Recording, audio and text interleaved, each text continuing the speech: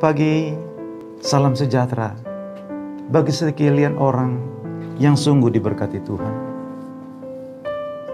Kalau hari ini Sabtu, tanggal 9 November 2024, bila kita mengalami dahsyat pengasihan Tuhan, menapaki lorong waktu dan berbagai peristiwa di akhir pekan ini. Saudara yang dikasihi Tuhan, bila kasih karunia dan damai sejahtera Allah yang melampaui segala akal manusia, itu yang menyertai hati dan pikiran kita di dalam Kristus Yesus Tuhan dan Juru Selamat dunia. Amin. Mari kita dengarkan firman Tuhan yang diangkat dari Kitab Mazmur pasal 31 ayat yang ke-23. Saudara, mari nikmati kebenaran firman Tuhan.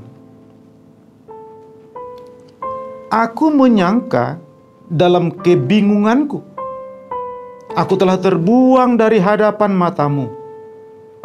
Tetapi sesungguhnya engkau mendengarkan suara permohonanku ketika aku berteriak kepadamu minta tolong.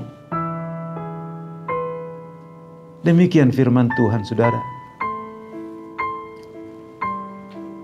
Kepercayaan kepada Allah sungguh menuntut komitmen yang kuat. Firman Tuhan yang menyapa kita pagi ini berisi seruan agar kita tetap percaya dan menjadi kuat di dalam Tuhan, saudaraku. Ada tadi kata dari pemazmur, kebingungan. Kalau disebutkan saudara kebingungan, memang menjadi salah satu kondisi jiwa saat kita sedang menghadapi realita kehidupan di antara persimpangan jalan. Mengambil keputusan di tengah pengalaman yang ada. Ke arah manakah langkah akan dituju? Kebingungan pun menjadi turunan rasa takut. Mengingat selama ini banyak perbuatan yang bertentangan dengan kebenaran. Perilaku yang selama ini tidak sesuai dengan norma yang berlaku. Sehingga begitu banyak persoalan menyeruak ke permukaan diri. Bagaimana sikap dan reaksi saudara ketika sedang ditimpa oleh berbagai masalah yang menekan? Apakah keadaan buruk yang terjadi membuat cara pandang kita syarat dengan muatan persepsi pikiran yang salah kepada Tuhan? Di sini kita mau lihat, saudaraku, Daud menyangka bahwa dirinya telah terbuang dari hadapan Tuhan. Kapan itu terjadi? Ketika dirundung masalah yang bertubi-tubi.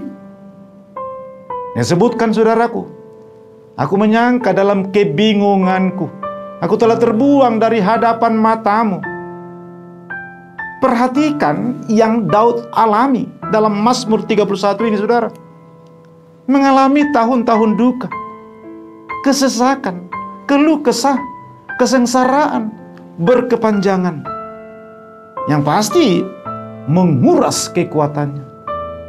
Lalu di hadapan para lawan dia tercela, mengejutkan dan menakutkan bagi para tetangga yang dihindari oleh orang-orang.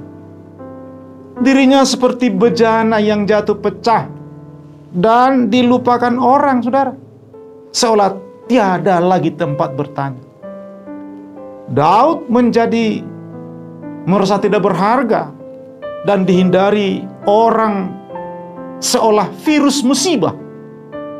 Ini membuatnya menganggap Tuhan telah membuangnya.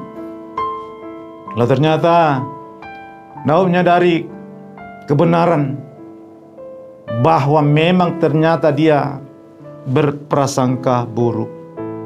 Apa yang membuatnya keluar dari persepsi yang salah? Kita mau lihat, saudara. Pertama, Daud memutuskan untuk percaya.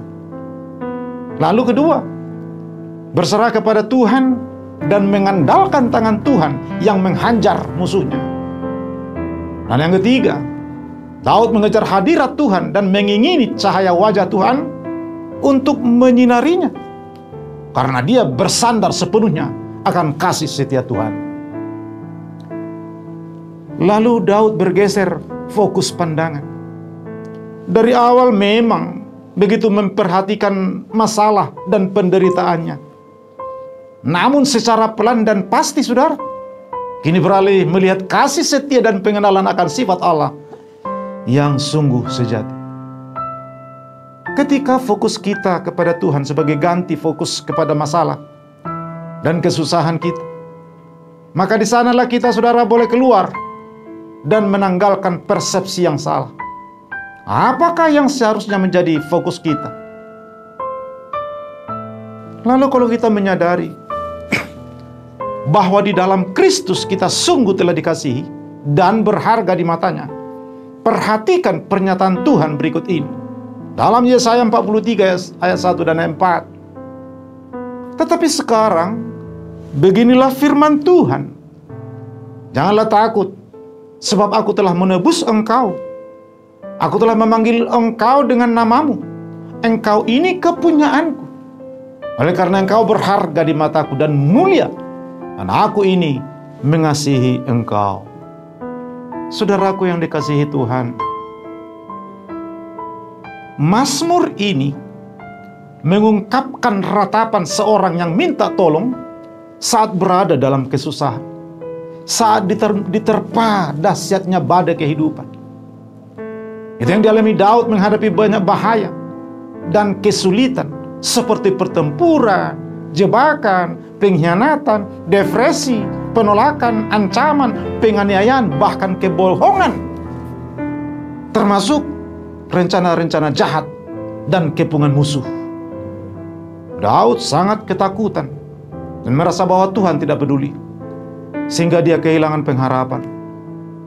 Namun saudaraku, Daud kemudian sadar dan berkata, dalam kepanikanku aku pernah berkata, aku telah terbuang dari hadapan matamu.